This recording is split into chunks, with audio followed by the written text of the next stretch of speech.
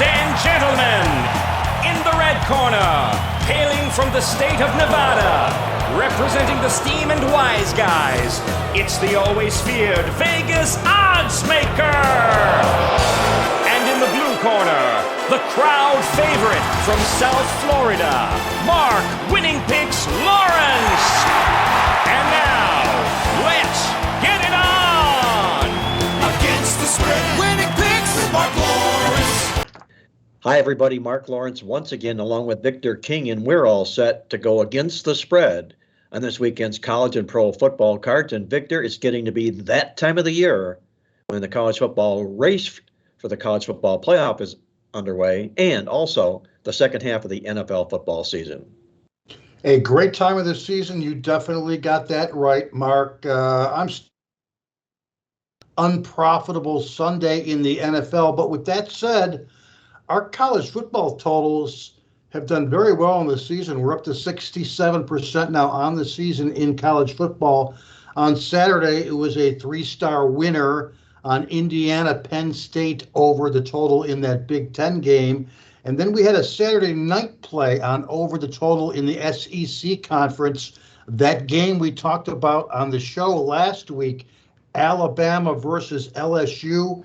And it was a game, Mark, that perhaps overbettors maybe didn't deserve to win because it was pretty low scoring throughout the entire game. But when Sandy, my wife, and I were watching the game in the fourth quarter, I told her, look, honey, if we can somehow get this game to 24-24 and going into overtime, then we're going to have a shot in that game. Lo and behold, that's what happened because, you know, in college football overtimes, Mark, that is where unders go to die. Yeah, the record keeps playing and playing for those football teams over and over and over, meaning that most of the games do end up going over, largely because of the extended playing time in a situation just like that. National Football League, not so much because we've got the clock, and it will end after the 10-minute period regardless of whoever's leading or whatever the score is. So you can almost tabulate an NFL game that goes into overtime as to whether or not you will win or lose the total, largely, I guess, dependent upon what the total was going in. But all in all, it was an interesting weekend, to say the least. The National Football League, Victor, it's sort of zany this football season. We'll talk about that in just a minute here. What's going on in the NFL, it's just absolutely mind-boggling to me. College football, we now have a total of four undefeated football teams remaining as we get closer and closer to December 4th, and that's the date that the College Football Playoff Committee will announce the four teams that will be in this year's college football playoff. And inside those numbers about these undefeated football teams, they're all four obviously ranked in the top four, justifiably so, in the college football playoff rankings. Only 3 teams have been perfect in the stats thus far this year. The same teams that I alluded to last week, Georgia, Illinois, and Michigan. The only oddity is the fact that Illinois lost the game but still won the stats. Some way, somehow, the Illini do that. They've out-yarded everybody they've played. They have the number 1 ranked scoring and overall defense, but they're still not quite cashing enough checks. I don't think they deservedly so for the backers that are backing that team because of that.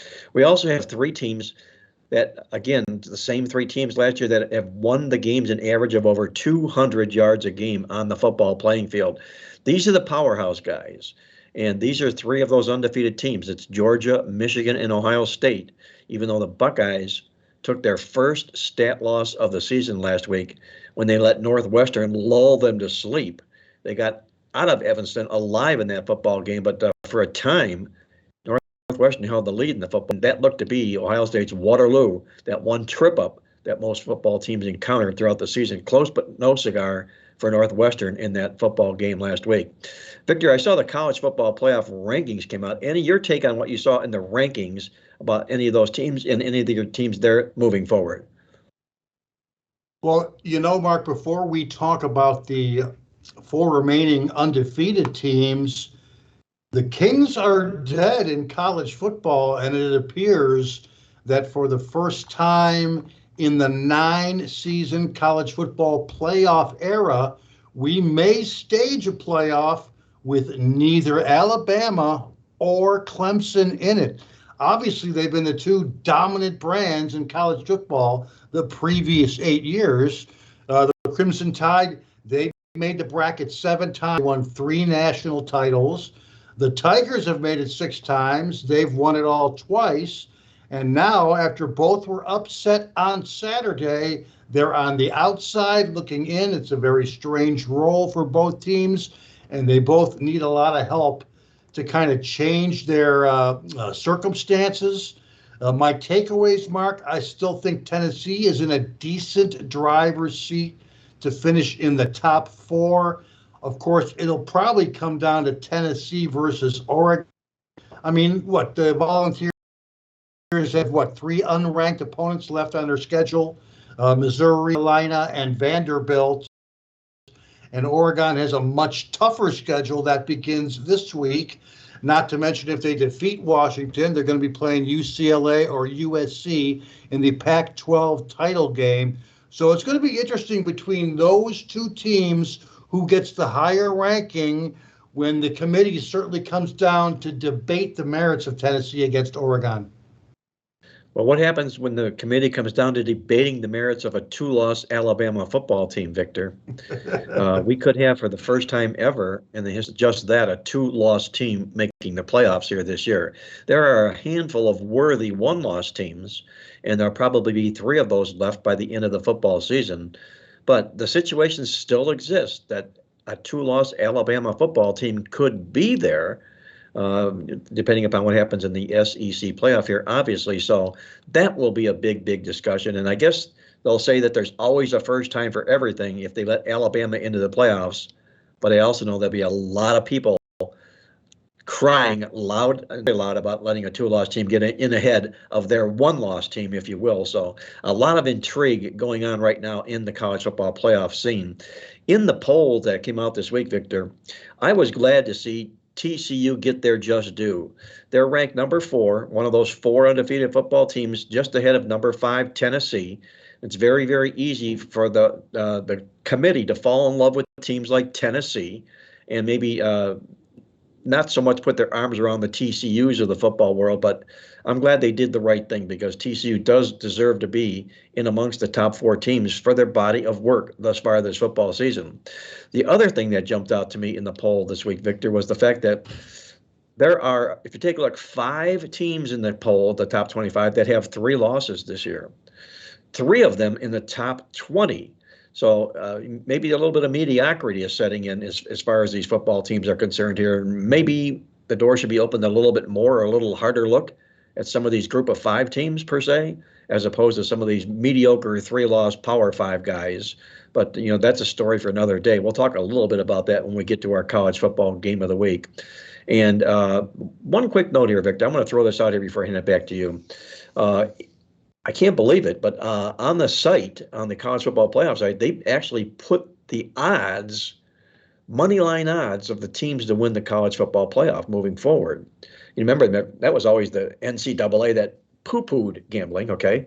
Now you can find out exactly what those odds are on these teams. The Georgia Bulldogs, the favorite, they're pick 'em. Ohio State's next at plus 225, plus 800. ECU plus 1,400, and Oregon plus 2,500. So interesting to see how those will change depending upon what happens this week. Any other observations you saw on last week's college football card before we hop over to the NFL? Well, Mark, we talked about TCU last week, and I would agree with you. They are well deserving of a top 4 placement in the rankings.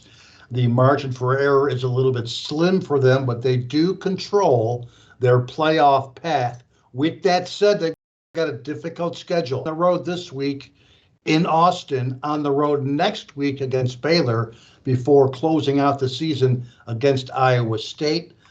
Despite the fact that LSU is not the highest ranked team in the SEC conference, they kind of hold the key, if you will, to some SEC chaos. I think that the ACC conference is probably in the worst shape of the Power 5 conferences.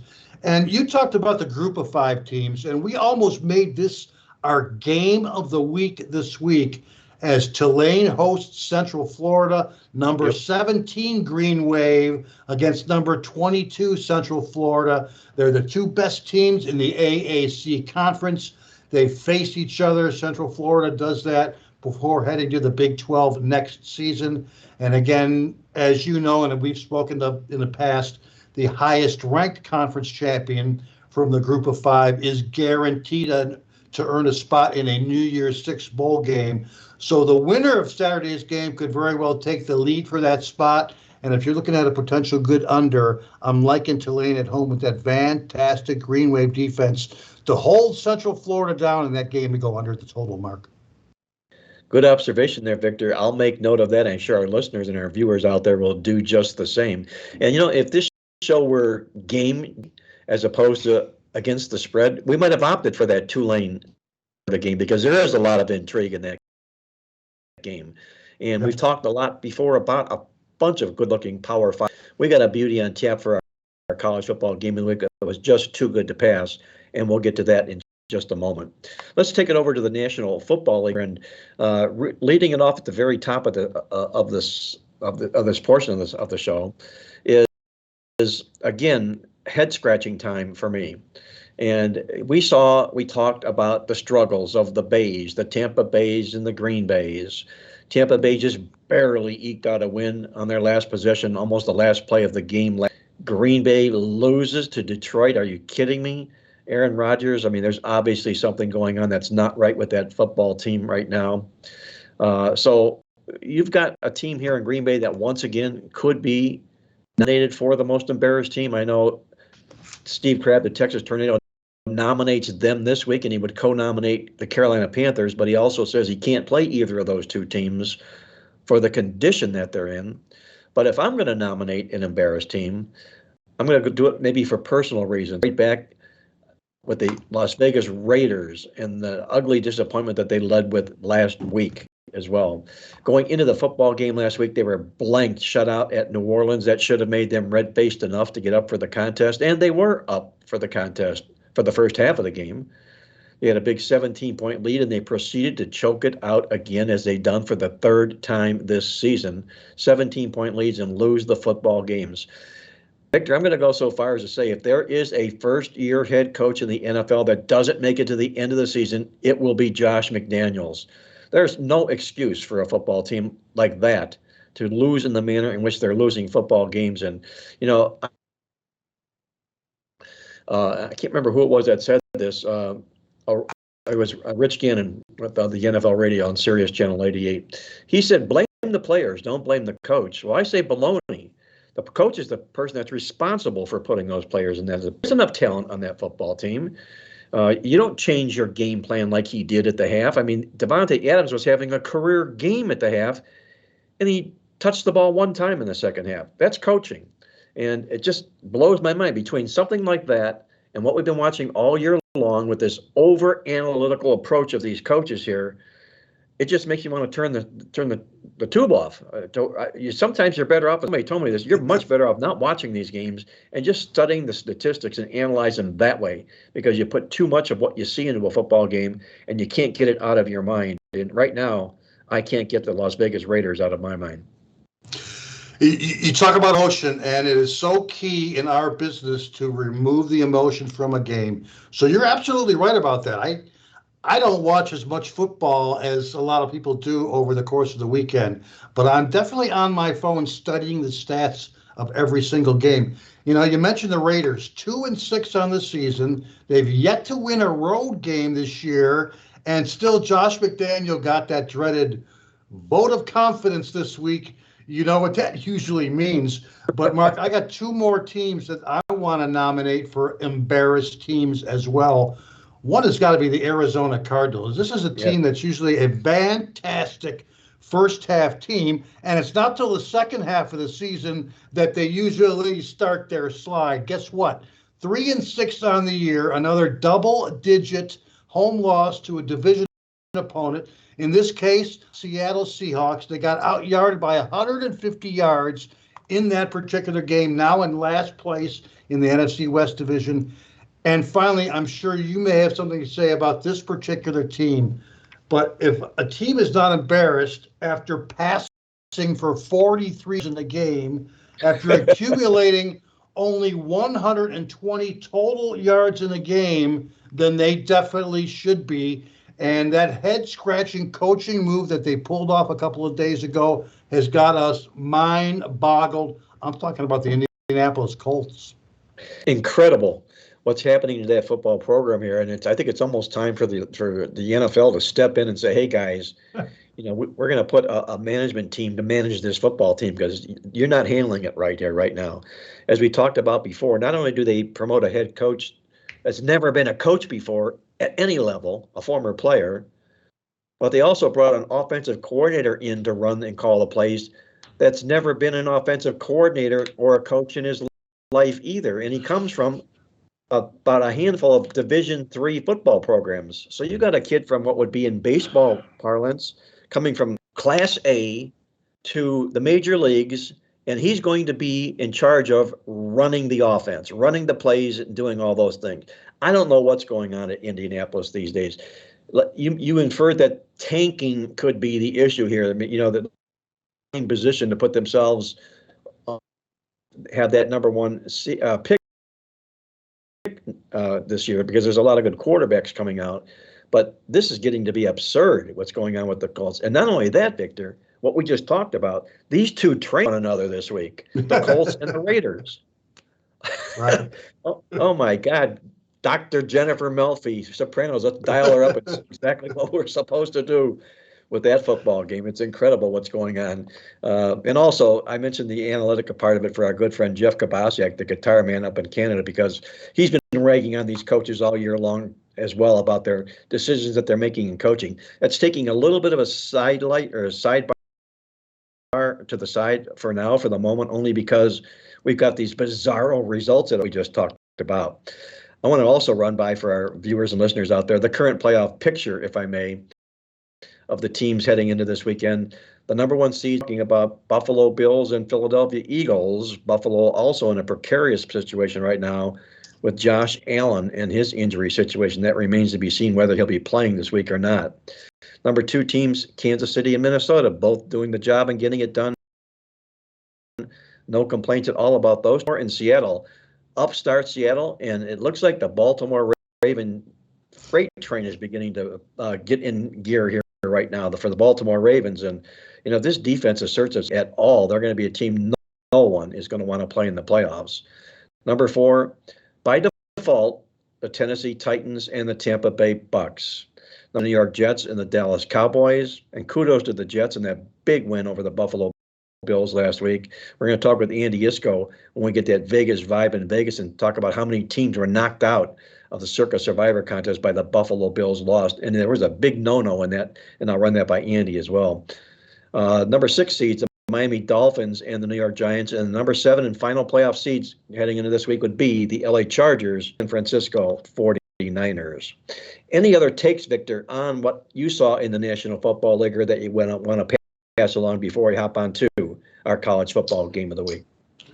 One more, if I can, Mark. The fact that we are off once low-scoring week, broken record in the NFL, as there were only 4 overs last week. 9 games went under the total. From a game over-under standpoint, it was the lowest scoring week of the season. And we're now at 55 and 80 on the year. That's 59% under the total. Within that number, NFL games in which a home team is the underdog have gone 15 and 41 on the season.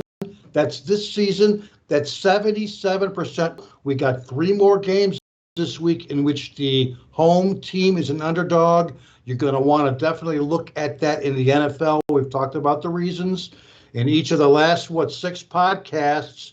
Let's use 2020 as a baseline comparison. That was that high-scoring season, 2020, 49.6 points per game in the NFL, highest-scoring season of all time. Here we are, just 2 years removed.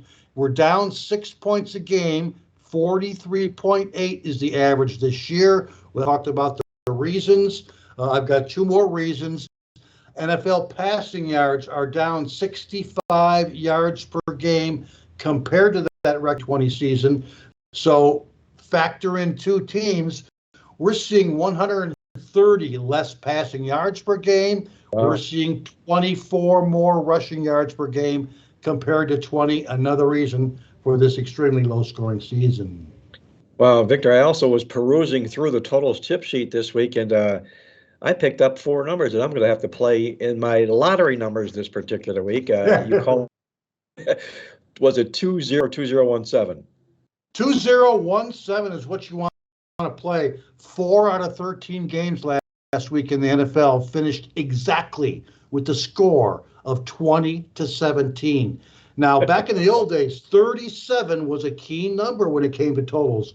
Guess what? In the last 3 years, it's back again, and that's because of this low scoring season. The three most popular numbers when it comes to totals are 44.0, 51.0, and now 37.0. Again, basically 1 out of 3 games last week finished exactly at 20-17. Victor, on the next Powerball lottery ticket, I'll have to use those numbers some way, somehow. Right. I'm not a big lottery player ticket, and neither is my wife, but she couldn't resist, a $2 billion Powerball lot. She bought her usual one ticket. I said to her, well, it's up to $2 billion. I want you to buy 2 tickets. And I had to remind her a story somebody told me once about really dire straits. And he was praying to God. He said, God, please help me win the lottery. And God said to him, you need to buy a ticket first. So you're not going to win. You're not going to win anything if you don't have any skin in the game. I guess that's the moral to the story. So maybe a little more skin in the game. But we're going to remember 2017 moving forward. Maybe perhaps right now to the end of the football season.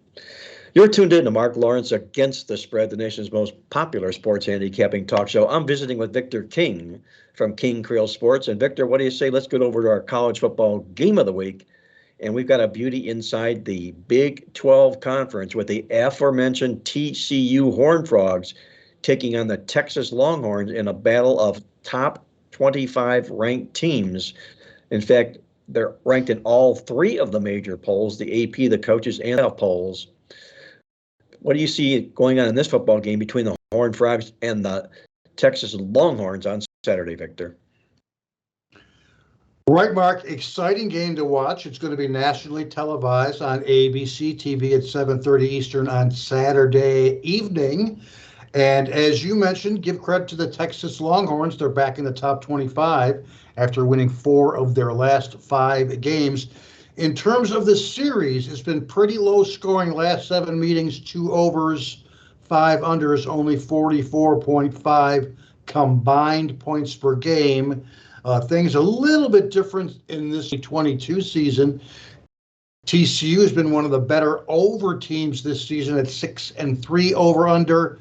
Their average game has gone over by plus 3.4 points per game. Texas Longhorns are pretty much a middle of the road over under team, 4-5 on the season. What I do like and what's possibly pointing me in the direction of the over in this game is the fact that you've got some really outstanding Big 12 offenses squaring off in this particular game. TCU, number 4 offense in the entire country. They're over 500 yards per game. They can do it either way. 289 through the 220 on the ground for TCU. Texas is not far behind. They're ranked in the top 30 in offense as well at 447. And like their counterparts, they can do it to you on the road, with 192 rushing yards per game and even via the air at 255 passing yards per game. Not to mention, Mark, that we got 2 of the below average defenses in all of college football. TCU ranked number 86. They're giving up almost 400 yards per game, 396 to be exact. Excites me about a potential shootout is that they're ranked number 94 in pass defense, allowing 250 yards per game. Meanwhile, the Longhorns, even worse, ranked 102 against the pass. So you could very well see a shootout between Quinn Ewers. For the Longhorns, of course, they've got multiple impactful players on their offense. It looks like Quinn Evers is pretty much a keeper. I can't wait to see running back Bijan Robinson and wide receiver Xavier Worthy playing in the NFL. Plus, it looks like with the Longhorns' hot record as of late, that they're getting more explosive by the week, as 3 of their best offensive yardage outputs have come in the last 4 weeks for the Longhorns. On the flip side, we've been patiently waiting for the right time and the right situation to pull the trigger on a TCU over, and this could very well be the week. But for me, Mark, it's going to all come down actually to the health of star receiver Quentin Johnson of the Horn. In last week's game against Texas Tech, the TCU passing game just didn't look as explosive as they normally do, as they scored a season low 34 points, and Max Duggan had a season low in passing yards with only 195. The difference? Quentin Johnson did not play outside of the first couple of snaps of the game, as he then tweaked that same ankle that he rolled basically a week prior. So what we're going to recommend in regards to this game is hold off, follow Sonny Dykes' late week press conferences. And if Johnson and his blazing speed are a go, then we're going to play the over in the TCU-Texas game. I mean, the TCU pass offense has destroyed everyone all season long. Johnson puts them over to the top. Again, follow the injury reports. If he plays, we see a final score of about 38-32, and we'll be going with TCU and Texas over the total. Victor wants that full deck of cards to play this game over the total. Check that injury for the wide receiver Johnson for TCU before you make that play along with Victor in this big game on Saturday. Mentioned here coming into this football contest here, TCU is ranked number 4 across the board, and all that would be the coaches poll, the AP, and the college football playoff poll. And they've had this flair for dramatic second half comebacks this football season here. I have personally been fading this football throughout these second half comebacks, and I just scratch my head in amazement at how they keep beating me and beating me and beating. They did it again last week against Texas Tech, who had a lead going into the fourth quarter of that game and somehow walked away with nothing. But that's what TCU is all about. It instills confidence in this football team. They don't ever at any point feel like they're out of the game. And if they happen to trail it, you won't see this football team sulking or throwing any sort of a white flag at all. They'll be going at it from start to finish in the contest. Last year, they suffered a home loss. They'll have revenge for that home loss that they suffered to Texas last year. And the good news for the Horned Frogs is they have gone into Austin and come out with the money 5 of the last 6 times they played there. So they've had pretty good success as a visiting team inside this series. Texas comes in here ranked number 18 in the AP and the coaches poll, but number 23 poll. And that's probably a little bit more indicative of the fact that they're a 3-loss football team. So the question I have to ask our listeners out there and our viewers is, why is a 3-loss football team favored by a seeded team? It's sort of mind-boggling in a sense. Name and reputation for Texas, perhaps. As Victor says, they're playing arguably their best football of the season right now. Texas is. That's probably part of it as well. Equation here, and also maybe a little bit of what I just mentioned here about TCU's fortuitous finishes in their football games this year. Maybe it hasn't enthralled the odds makers to that point, and that big injury as well. I think that's probably a bigger part of this line as anything else is. The other thing I want to mention about Texas, they're the number 74 ranked with most penalties per game, 6.4. TCU is only number 23 in the country, so you're not likely flags being thrown at TCU as you are at Texas in this football game. Coming into the contest here, you also have a Texas football team that ranks number 74 overall in total team defense. What I like in this game and why I'm going to go to TCU, number one, I look for undefeated dogs at this stage of the football season. When you're in the November, you're undefeated. There's a reason you're undefeated. And to give a team like this points, it's sort of a Rodney Dangerfield type situation. But look inside the stats of these two football teams. Texas has played 9 games this year. They've been out-yarded in 5 of those contests.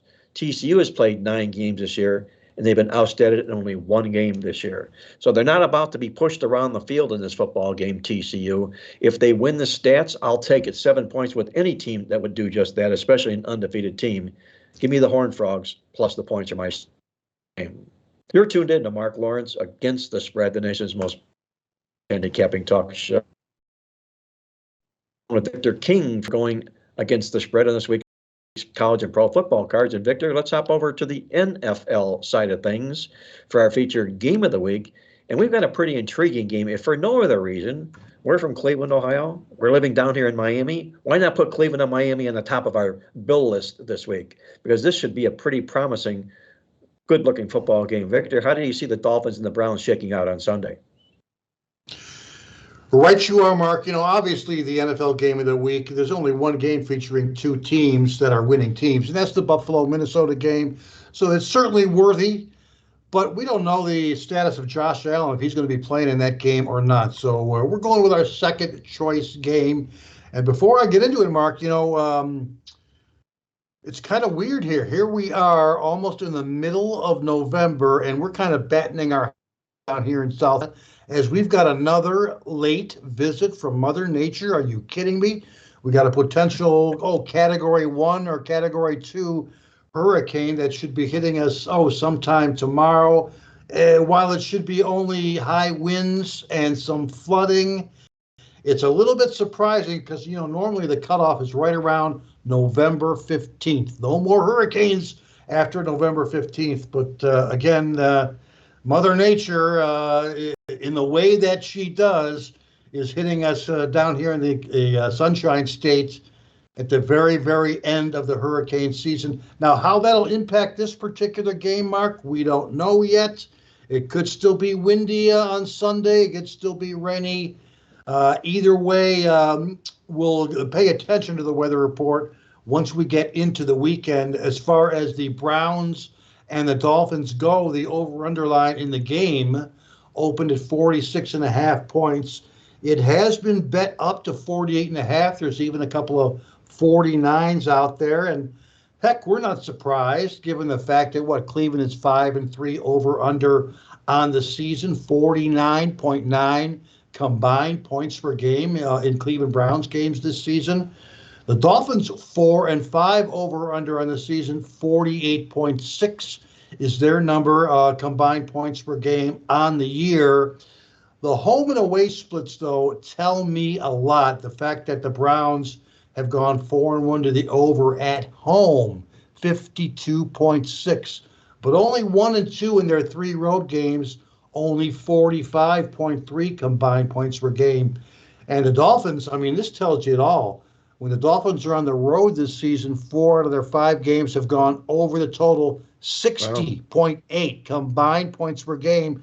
They've only played 4 home games, but all 4 of them have gone under this season, only 33.2 combined points per game. Now, again, I know that a lot of on the over in this game, based on a couple of factors. Miami's offense, heck, they're putting out these explosive numbers with Tua as of late. And one side note that I got today in a tweet, which I thought was kind of cute, was that Tua might be a Dolphin, but he walks on water. That's what they say down here in South Florida.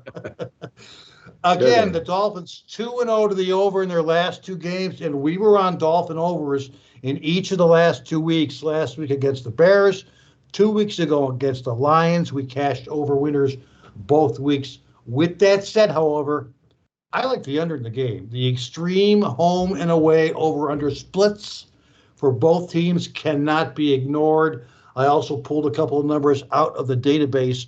The fact that both teams are fairly weak on offense, both are allowing 24.9 points per game on the season. From the database, last 20 years, NFL games in November or December have gone 59% under the total when both teams allow 24 or more points per game and the over-under line is less than 50 points. That includes 70% under in just the last 2 seasons alone. We've got the fact that Cleveland is off a bye, and our database tells us that in the last 4 years, NFL road dogs of less than a touchdown after their bye week have gone 1-11 over under. Obviously, we just talked about the fact that Miami erupted on offense on the road, scoring 35 and 31 in their last 2 games. With that said, the database tells us that home favorites of back-to-back road wins in which they scored 31 or more Dolphins, they've gone a perfect 0-10 to the under when the over-under line is less than 51 points. So, I mean, the bottom line is this: Cleveland knows they cannot win a shootout against Miami. They would be very, very smart to keep the ball on the ground with their number 3 ranked rushing game, play a conservative ball control type game, and limit Miami's offensive possessions. Give me the under down here in South Florida as Miami hosts Cleveland.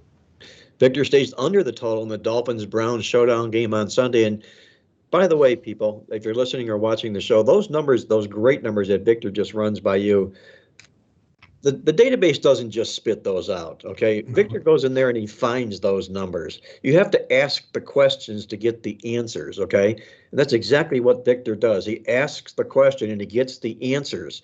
So nowhere you're going to find information like that other than the database or from Victor King. And a lot of that is inside the weekly totals tip sheet. So do yourself a favor. If you haven't got your copy yet this week, do so right now. Taking a look at this football game between the Dolphins and the Browns, Miami Dolphins come into this football contest, the most improved team in the National Football League, probably. New York Jets are pretty good. New York Giants are pretty good, okay? Miami was a cut above them, at least coming into the season, but Miami's pulling away from them right now as we're speaking, and it's because of this hot offense, Tua Tagovailoa and the 2 top wide receivers in college football. What a 1-2 tandem this is. How'd you like to be a defensive back facing this juggernaut? Jalen Waddle, my goodness, and Tyreek Hill. Tyreek Hill is on pace to set the National Football League record for most receiving yards in one season. It's very, very difficult to stop a 1-2 tandem like that. But you've also got a team in the Cleveland Browns whose defense right now is improving as we're speaking. They have a week of rest. They got the wounded back. They've got Denzel Ward back, who is their all-Pro Bowl cornerback. He's back for this football game. So suddenly you put these defensive players in place that can go out there and play a chess match with Miami. Makes a totally different look about the over-under in the contest, and that's exactly where Victor was going to with this underside in the football game. Miami struggled in games when coming off back-to-back NFC opponents. They're just 3-8 to the spread, and they've also lost the money 7 of the last 8 times in this series against the Browns. Cleveland comes in, they trail Baltimore by 2.5 games in their division. This is the critical key game of the year as far as I'm concerned for the Cleveland Browns, because you got Deshaun Watson coming here back in 3 weeks. The Browns win this football game, they win again next week. They're going to play Baltimore down the road. They're going to control their own destinies, what the Browns are going to do. Now they're healthy, their defense is coming back. And if you take a look, Pro Football Focus ranks the 2 number 1 players offensively and defensively in the National Football League this year, both players on the Cleveland Browns roster. Defensively, Myles Garrett, the best defensive player in the National Football League. Offensively, I would have thought it was Nick Chubb. They didn't make Nick Chubb the guy. Joe Bitonio, the guard, the offensive guard, the number 1 ranked offensive player in the National Football League this year. So the Browns have a little bit of counter, if you will, to that 1-2 Miami wide receiver punch that they have coming up here with talent of their own in this contest here. Bottom line to me, Kevin Stefanski has been really good as an underdog with the Browns, 11-6 to the spread, but he's a perfect 5-0 in those games as the dog if he beat the team that he's taking points from this game. That's exactly what he did. He beat Miami. The last time he played them, I laid Cleveland plus the points in the upset in this football game. You're tuned in to Mark Lawrence Against the Spread, the nation's most popular sports handicapping talk show. It's time for one of our favorite segments on the show as we hop out to Las Vegas and check with our good friend Andy Iskoe to get the Vegas Vibe to find out what's going on in Las Vegas this weekend. And with that, welcome Andy to the show. And Andy, how is everything going for you in Vegas right now? Mark, everything's going nicely. We got through Election Day, which was a dreary day from a weather standpoint, but we had a lot of people show up to vote. We're still finding out the results of the elections from our local things, but we did also have some football action on Tuesday night as part of that month-long parade of MAC action and other games during the Tuesday, Wednesday part of the week. So I'm looking forward to another good week as the NFL has reached the midpoint of the season, having played 9 weeks. Games become a little bit more meaningful now, and we have a pretty good idea of what these teams are all about, which teams are regressing from where they were at the start, which teams are improving, and which teams have been playing very steady since week 1. And I'm going to run this question by you here, unbeknownst to you. I'm just going to lay it on you. I just want your opinion because one of our coffee club members sent this question in to me, and I addressed it. It'll be in tomorrow's coffee club. And he asked me, second half of the football season, what NFL team would you buy a ticket on to make the playoffs that would be a long shot right now? Not expected to make the playoffs, but right now considered a long shot to make the playoffs.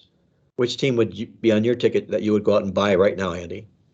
Yeah, I really would have to think about that a little bit because some of the teams that come to mind have already been reduced in the odds. Teams such as Seattle, teams such as the Giants, teams such as the Jets, who are playing well enough in the first half to, if they, and I don't know if some places have offshore because, of course, before the season starts, they had odds on each team's ability or each team's likelihood of making the playoffs, usually minus 180, plus 140, et cetera, like that.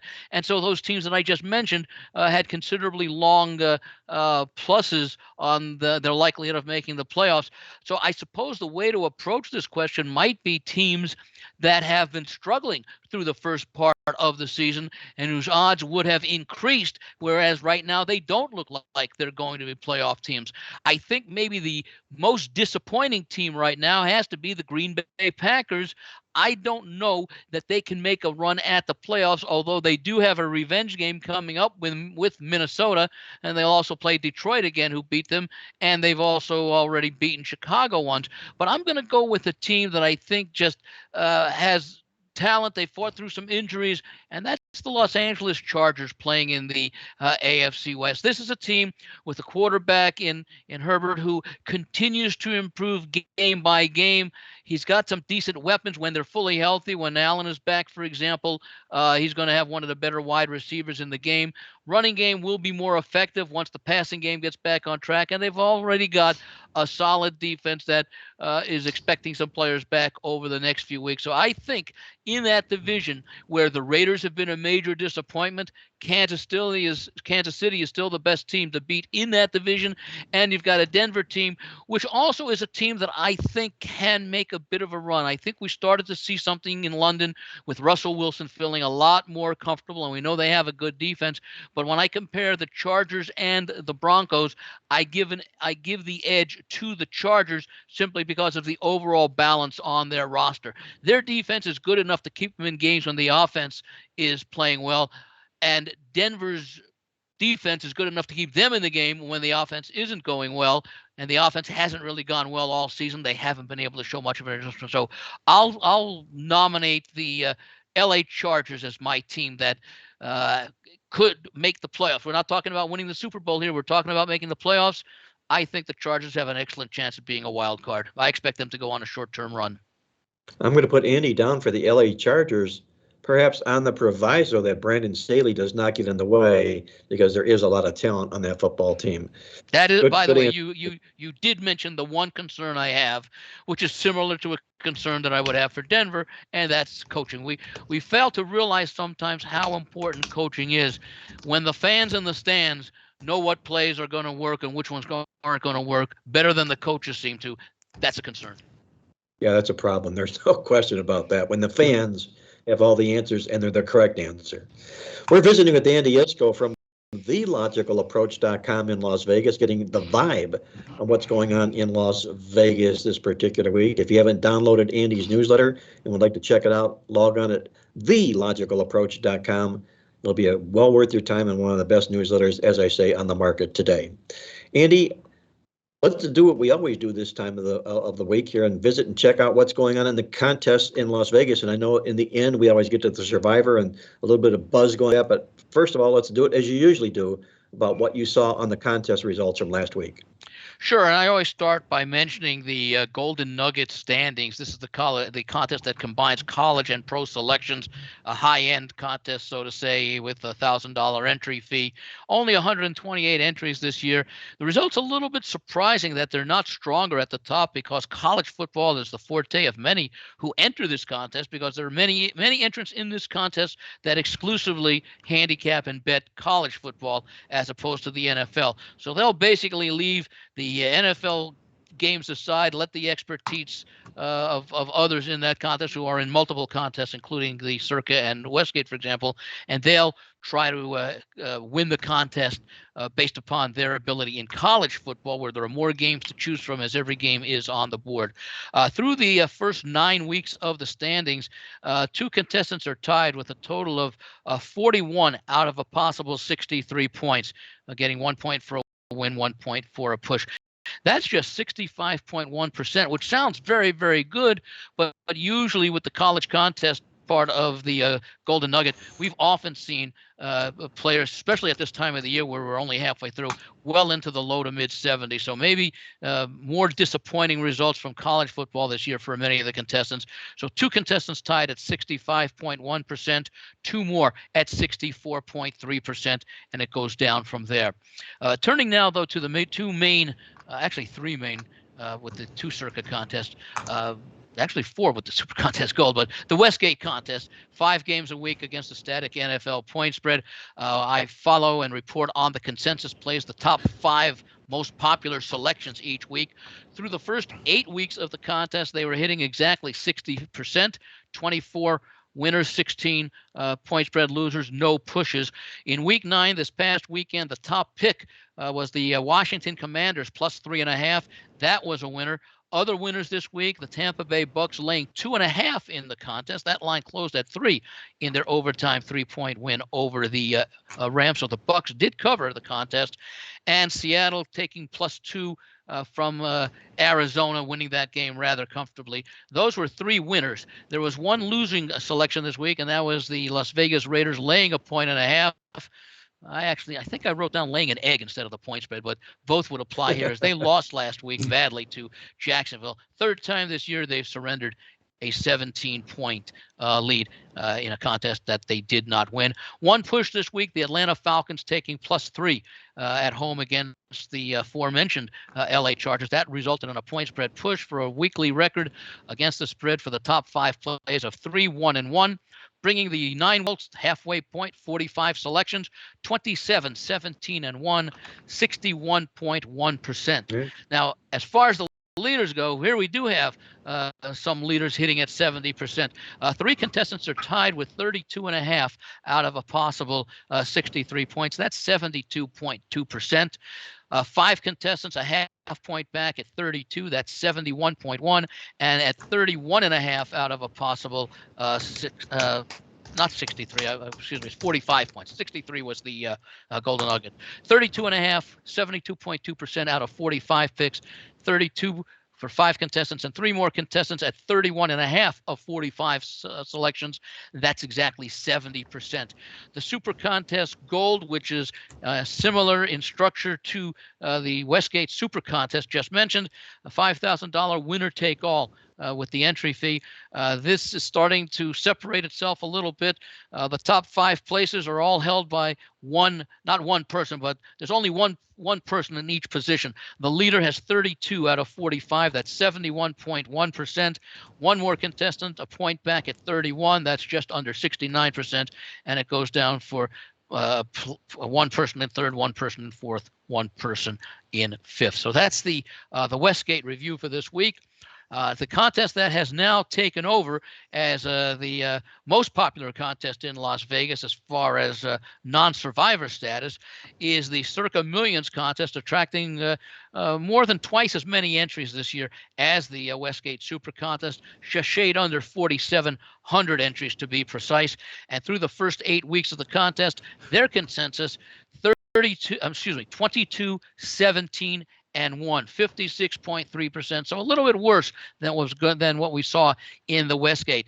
The top 5 selections very similar in many respects to what we saw in the Westgate. However, the number 1 selection, which was a winner, the Seattle Seahawks +2. They were a winner, as mentioned, against Arizona. The Chicago Bears +5 was the other winner of the consensus this week. And, of course, they lost at home by 3 to the Miami Dolphins. There was one losing selection amongst the top 5. And once again, it was the Las Vegas Raiders laying the 1.5 and losing outright at Jacksonville. And 2 games ended up as being pushes amongst the top 5 selections. The Atlanta Falcons +3 against the Chargers. Again, they lost by a field goal. And surprisingly, we had the Commanders +3.5 as the top selection in the Westgate. They lost at home to the Minnesota Vikings. The line was 3.5 in Westgate. It was 3 in the Circa Millions. Wow. And the Vikings were one of the top 5 selections. So they get a push, winning by just 3 points. So the consensus at the Circa for the week, 2 up, 1 down, 2 pushes, moving the 9-week results for the consensus 24, 18, and 3. That's 56.7%. Almost exactly what it was last time. It was 56.3. As far as the standings go, we have 4 positions that are hitting above 70 right now. Again, 45 selections. 1 contestant alone in the lead at 33.5, which is 74.4%. Then 1 point back at 32.5. You've got 5 contestants. A half point further back, 4, and then a half point at 31.5. A half point further back, you've got 6 contestants. So that's the results for the 2 exclusive NFL, the 3 actually NFL contests where you're picking 5 games in the NFL against the spread. Now we get down to the Circa Survivor, which has taken a beating throughout the season, so much so that for the past 2 weeks we've had 125 or fewer contestants remaining out of an opening field of 6,133. Basically, heading into week 8, 123 was still remaining after just 2 were eliminated in week 7. That still represents 2.01% of the original field. Of these selections that the contestants had this week, it was a very good week for the remaining 123. 47 contestants advanced with a pick on the Kansas City Chiefs. Again, this contest, you're just picking a straight-up winner. You can only use a team once throughout the season. The Eagles and the Bengals each came in with 24 contestants advancing with their wins. 18 had the Patriots over the Colts. That was a winner that advanced. And then the Miami Dolphins, selected by 2 contestants, that also won. So 115 of the 123 contestants advanced. 8 were eliminated. 7 were on the Buffalo Bills. 1 was on the Arizona Cardinals. So remaining through week 9, 1.88%, 115. And then again, to put that into context from last year, when there were just under 4,100 entries, we still had 686 entrants alive halfway into the season, or just under 17%. So quite a decline. And of course, it's getting a little bit tougher as now there have been 9 teams that each of the remaining 115 contestants can no longer use the rest of the way. Andy, were you a little bit surprised that with Buffalo losing that more people were not knocked out, or do you figure that maybe people were saving Buffalo for Thanksgiving week? That's exactly what I think it was. They were saving it for Thanksgiving week because of the teams playing on Thanksgiving. Of course, we don't know now what's going on with Josh Allen and his elbow, but certainly there's plenty of time that he should be fully up to 100% by the time Thanksgiving comes around. And the most likely team, some of the teams that were being considered, Dallas would be one I think that players have been saving, because I don't recall seeing the Cowboys getting a significant amount of support for most of the weeks in this contest, and I think a lot of that has to do with Thanksgiving. One other note real quickly, Andy, you and I talked about it before. There was a fellow who had 6 tickets in the Survivor contest that were alive, and he used all 6 tickets on the Buffalo Bills. Now that's a crushing loss. It is. He had been employing that strategy since the start of the season, which when you think about it, is a very aggressive strategy, but it's also one that, if successful, and obviously it had been successful through the first 8 weeks, that it gives you greater flexibility coming down the stretch. It's kind of like people who pool their money together, and let's say for like the last man standing contest at Stations Casino, you get 100 people together. It's got like $150,000 first prize, and you group yourselves together so that you go 7 or 8 weeks playing both sides of the same game, and you've still got several hundred tickets remaining. When the field, for example, in that contest, which is a local contest here in Vegas, started with 6,000 entries, it's effectively $20 an entry. You buy 4 at 25, you get a fifth for free. Started with a little over 6,000 entries, has a $150,000 guaranteed pool for the winner, and they're down to 10 entries right now through 9 weeks of the season. So wow. The aggressive strategy that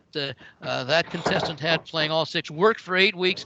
And as you and I talked about, and I think you had the answer for me because I hadn't heard it, is he had an excellent chance with a $6,000 investment and the Jets as a huge money line underdog last week to at least make a hedge to get his entry fee back and make a bit of a profit. It wouldn't have cost all that much relatively for him, for example, to have bet the Jets on the money line and collect, say, $20,000. If he advances, he would have reduced his possibility of entry, by $20,000, what he would collect out of a guaranteed $6 million prize fund if he were the last sole survivor. Well, there's strategies, and obviously there was one being employed by that individual, and he also said he would do the same thing next year, but perhaps he could hedge in that particular situation as opposed to letting everything roll with that one particular game plan of using all those same teams on the same given week. We're visiting with Andy Iskoe from TheLogicalApproach.com in Las Vegas. We're getting the scoop on what's going on in Vegas, contest-wise and odds-wise. And speaking about odds-wise, Andy, how about a look at some of the look-ahead lines that were put out earlier on in the season and maybe even last week for what we got upcoming here this weekend? Yeah, Mark, the Westgate put out lines every game, all 200 and what is it now? 272 games of the 17-week, 17-game, 18-week regular season schedule, and they're available for much of the summer. And then, of course, they'll have those games up. I don't know if they may still be keeping them up. They do make revisions each week for the look-ahead lines, the 10-day look-ahead lines that they do have higher limits than they have on these. But we can expect a lot of changes from where things were over the summer to right now where half the season has been played. So, for example, and I'll point out a couple of those this week. The Thursday night game, the rematch between Atlanta and Carolina. Over the summer, the Panthers were 3-point home favorites. And now when the 10-day advance line came out a week ago Tuesday, Atlanta was posted as a 1-point road favorite prior to last week's games, the games of week 9. They were reposted on Sunday afternoon after most of the Sunday action had been played, and the Falcons were reposted as a 3-point road favorite. Since then, it's come down to 2.5 for the Thursday night game. One of the more significant ones, and again, it's understandable based upon how these teams have performed thus far in the season. Over the summer, Tampa Bay hosting Seattle playing them in London. Well, we knew the game was going to be in London. Tampa Bay was a 9-point favorite in that game over the summer. Wow. The 10-day advance line after 8 weeks had been played had that reduced to the Bucs a 2-point favorite, neutral site favorite. It then got reposted later in the day as a 1-point favorite. It's been bet back up now a little bit above that 10-day line to 2.5. The biggest mover of the week is the one that I sort of alluded to a moment ago, reviewing some of the contest information, and that's the Buffalo Bills hosting the Minnesota Vikings. Over the summer, the Bills expected to be a Super Bowl contender. The Vikings expected to have a chance to contend for probably a wild card in the same division with Green Bay. Buffalo, an 8-point favorite over the summer, and that made sense based upon how these teams have started. When the line was reposted for the 10-day advance line, Buffalo was a 9.5-point home favorite in that game. And then on Sunday evening, this past Sunday evening, after most of Week 9's games had been played, Buffalo was posted as a 9-point favorite. That followed Buffalo's loss to the Jets and Minnesota's field goal win in Washington. Then, after a couple of days, the news came out that quarterback Josh Allen of the Bills, had injured his elbow on one of the late plays in the game against the Jets, and they didn't take the game off the board, but they moved the line down steadily. So much so that even today, the line is down to 3.5. That suggests that Allen is more likely not to play than he is to play. When the line was taken off briefly and put back up, I believe it came back up at like 6.5. So at that point, Allen was still questionable, the severity of the injury. Now, as we record this on Wednesday, it's been reported that Allen is being called day-to-day, and he did not practice on Wednesday. He hasn't been ruled out, and a note's been made, or if it has been made, has not been announced. Keep in mind that there is a veteran back to Josh Allen by the name of Case Keenum. In fact, he played for the Vikings about 5-6 years ago, led them to the NFC Championship game in his really good season as effectively a full-time starter. I think he did start all 16 or maybe 15 of those games. So if you believe Allen will play, which is, I think, the more unlikely scenario, or more likely if you believe that Keenum will get the start and play, you might want to consider playing Buffalo now at -3.5. If this line shoots back up, if Keenum is announced as a starter, maybe it goes down 0.5 point to 3, because I think that's already factored in to this line at 3.5. And keep in mind, when you're talking about backup quarterbacks, yeah, he's not the most experienced, but he's playing for a team with one of the outstanding defenses in the NFL, and you've got a couple of players on Buffalo going up against their former teammates like Stephon Diggs, who might be able to make a little bit of a statement. So that explains one of the unusual line moves, but it's understandable, even though there's no certainty about the situation that caused the line move. Miami over the summer was a 2.5 point home favorite over Cleveland, the game you talked about before. When the line came out in 10 days in advance, the Dolphins were favored by 5.5, so that was a 3-point adjustment from the summer. And that line was reposted Sunday down a bit to 4.5. It's come down further to 3.5, so there's been a lot of support for Cleveland over the last 10 days. Pittsburgh, a 1-point home favorite over the Saints over the summer. When the 10-day advance line came out, the line had switched to the Saints being a 2.5-point road favorite, which is where it reopened and where it remained. So I think that when that line opened, Pittsburgh won over the summer. The bookmakers knew that it was expected to be a down season for the Steelers because A, they were going to have to play a rookie quarterback because Roethlisberger had retired by that time, or B, I think they had already signed Trubisky as the likely starter before they turned things over to Kenny Pickett. A couple of others, the Raiders 1-point favorites over the summer against the Indianapolis Colts. The 10-day advance line, even with the Raiders, who had just come off that 24-0 loss at New Orleans, were put back up at 3.5-point home favorites. And surprisingly enough, after they lost to Jacksonville and Indianapolis had lost 26-3 at New England, the coaching change had not occurred yet with Frank Reich. The Raiders still were put up as 5.5-point home favorites, which is hard to understand. It has since gone up to 6, and that's after the news about Frank Reich and the fact that they'll be using someone, Jeff Saturday, now named the interim coach, and they'll be using someone who's never called a play in an NFL game before to call plays. Of course, it can't be much worse than what we've seen out of the Colts offense already. Go figure that. Sorry. Another one that's of interest, the Green Bay Packers hosting the Dallas Cowboys over the summer. The Packers, 4.5-point home favorites.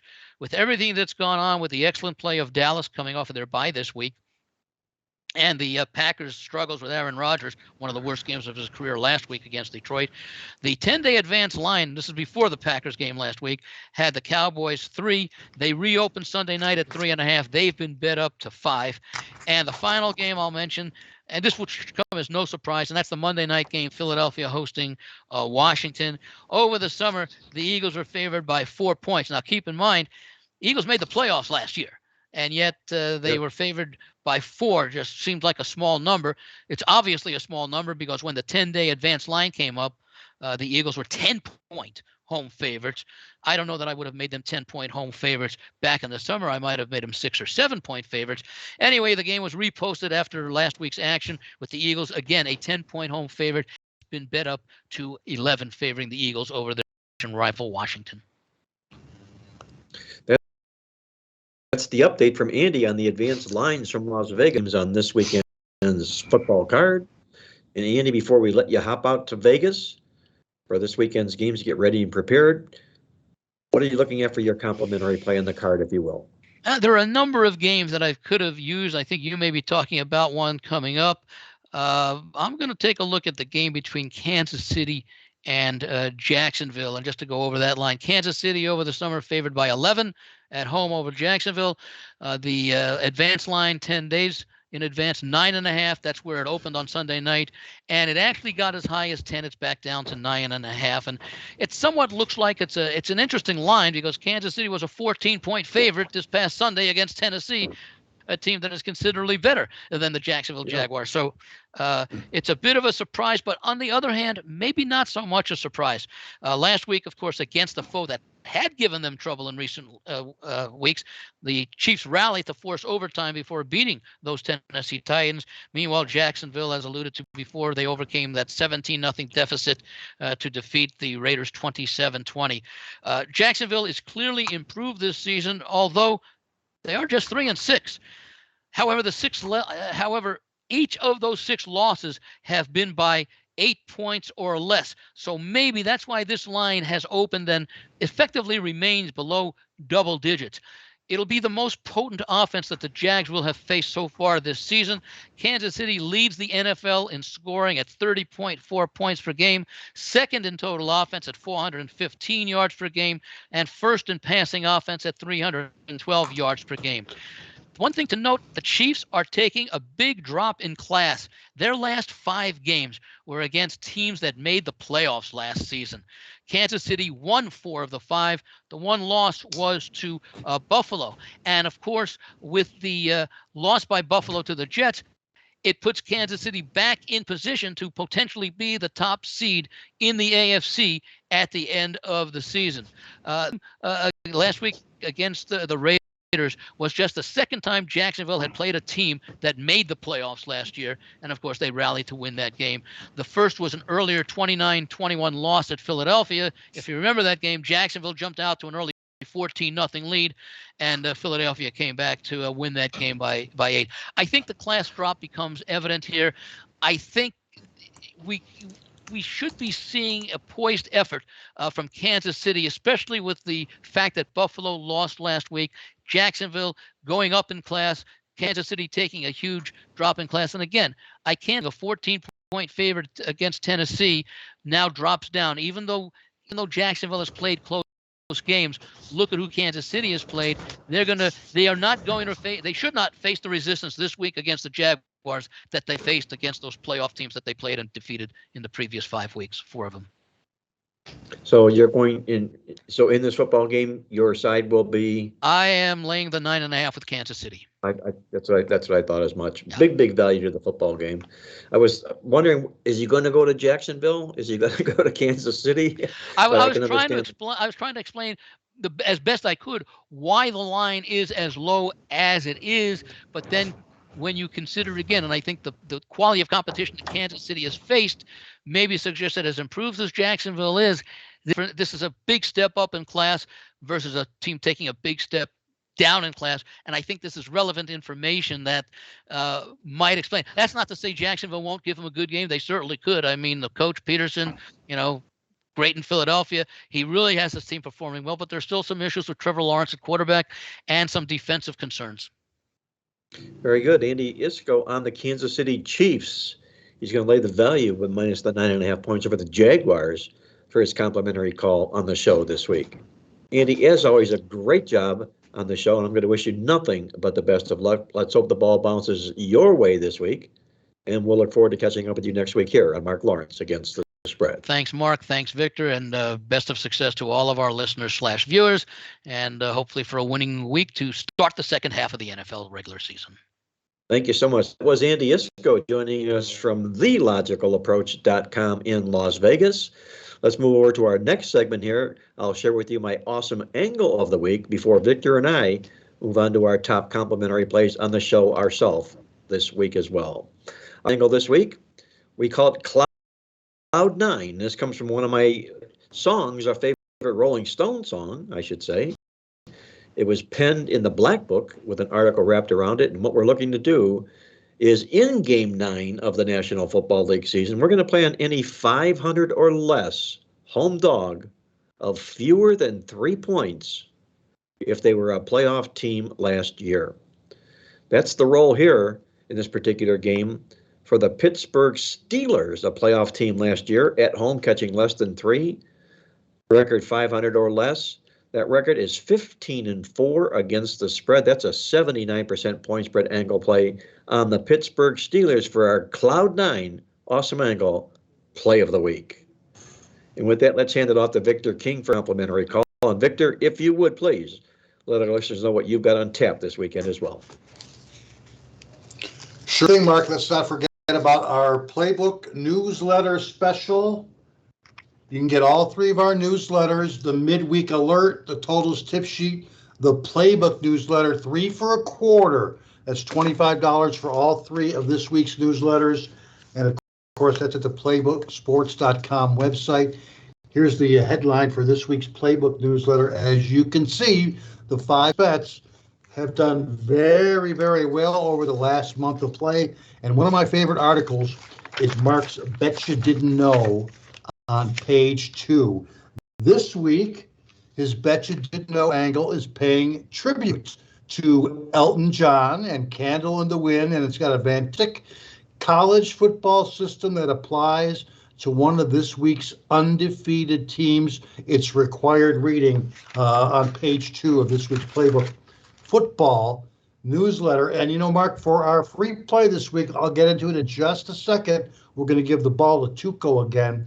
But we've got in the NFL this week, heck, if you're not, again, betting the unders, you're not turning a profit this week.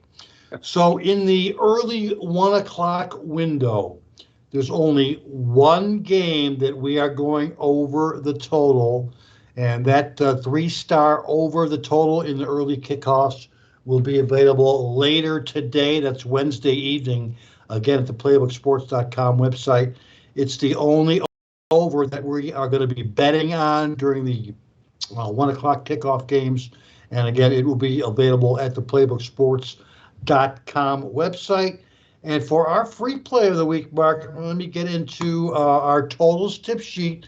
And we're going to give the ball to Tuco, who's heading back to Sin City in Week 10. He's going to be playing on the LA Raiders to score over their team total of 24.5 points against the Indianapolis Colts. We talked about the difficulties for both of these teams earlier in the podcast during our NFL segment, how difficult it's been for both teams, particularly for the Las Vegas offense when they're on the road. But the timing is perfect for us here. I know the Raiders have only scored 18 points per game in their road games, but at home, they are the 3rd highest scoring team in the league this season, averaging 31.0 points per game. That's more than 7 points higher than their individual overline. Dealing with what has been a high-scoring series as of late, as this Colts and Raiders series has gone 4-1 to the over in the last 5 meetings, and Vegas has averaged 28.4 points per game on offense in those games. When running a division versus division query, we also get this from the database. AFC West, home favorites are greater than 3 points, like the Raiders, have averaged 30.4 points per game against any AFC South opponent. And of course, as mentioned above, the Raiders pretty much kind of crapped out in their last 2 games with back-to-back road favorite losses in a row, on the road against New Orleans, on the road last week against Jacksonville. In the last years, NFL home favorites off back-to-back road favorite losses, like the Raiders, have averaged 28.0 points per game. And of course, the Colts, heck, I know they are a big-time under team. They're on a multiple game losing and under streak, but we'll close with this out of the database. Non-division road underdogs of 3 or more points who are off 3 or more straight up in ATS losses in a row that all went under the total, like the Colts, have allowed 30.6 points per game. Nice. Heck, in terms of the actual game itself, we're not betting the over-under, but we're giving Tuco the ball with a team total. He's playing on the Raiders to score over their team total of 24.5 points. Good luck to you this week for King's best friend. And don't forget, Mark, that 3-star over in the early kickoffs will be available at the Playbook Sports website. And with that said, Mark, what are your plans in football? Well, I've got a pretty big weekend on tap this weekend. We're calling it our Fan Appreciation Week. It's going to be a big weekend of college and NFL football games this weekend, and it's going to be on with our NFL Revenge Game of the Month. We made a big score last week with our college football revenge play of the year when Notre Clemson straight up on the scoreboard. We're coming to our NFL Revenge Play of the Month on Sunday. It's part of a $69 Fan Appreciation Weekend of Winners. To get on board, log on at playbooksports.com or give our office a call toll-free for this big $69 Fan Appreciation Weekend of Winners at 1-800-321-7777. And before I get to my complimentary play on the football card this week, I want to hand it over to our good friend Jim Las Vegas for his free pick video on this week's football card. Jim, take it away. Thanks, Mark. I've got another underdog that I'm looking at this week. I like Navy. I look 17.5 points from Notre Dame after coming off of that big victory over Clemson. I look for a letdown, and the game's being played in Baltimore. Notre Dame is not covered 4 of the last 5 as a favorite, and especially when not playing at home. So I'm going to go with Navy and the extra points I'm getting because of the quarterback injury. But Navy will be prepared, and they do well in games like this. This is a good one. Good luck, guys. Thanks, Jim. Love those free picks coming from Las Vegas. Keep up the good work, buddy. We really appreciate it. You can check out all of Jim's work online at playbooksports.com. And with that, before I get to my complimentary call, a quick reminder that our friends at mybookie.ag are once again offering all listeners a double your first deposit bonus. All you need to do is log on at mybookie.ag and use the promo code Playbook to take advantage of that big double your first deposit bonus just in time for the weekend. My complimentary call on the college football card this week, we're going to go inside the Mountain West Conference. We started out real good with our complimentary plays, and we slipped a little bit here the past few weeks, but we got a beauty on tap, I think, on Saturday. My complimentary play is on San Diego Aztecs, taking points from San Jose State. Taking a look at this series here, San Diego State comes in here 5-4 on the season. This football team needs one more win to become bowl eligible. They've been in a little bit of a lull the past 2 or 3 years, but they can turn that all around by going back bowling again this football season here. They come in here on a nice little run. They've won 3 of the last 4 football games. In fact, they're at home, coming off a home game in that role. They're 11-1 straight up, including 3-0 straight up into the spread the last 3 occurrences. Bring in San Jose State here, who's already bowl eligible, not coming in as hungry in this game as San Diego State would be. San Jose State comes into this football contest having been the underdog 13 of the last 16 games in this series. Now they're the favorite. With that, I'm going to stay at home with the Aztecs, take the points with San Diego State as they get the win and become bowl eligible for my top complimentary play on the football card this week. And just a quick note, check out all the videos from our Playbook experts online. Use the Buzz address, pb.buzz/video. If you like Victor King's complimentary plays, it's pb.buzz/VK. Jim Feist, pb.buzz/JF. And yours truly, Mark Lawrence, pb.buzz/ML. Check all that out for all your winning information this weekend. For Victor King from the King Creole Sports and our good friend Andy Iskoe joining us from Las Vegas from The Logical Approach. Once again, this is Mark Lawrence. Until next week, reminding you to always remember to bet with your head, not over it, and good luck as always.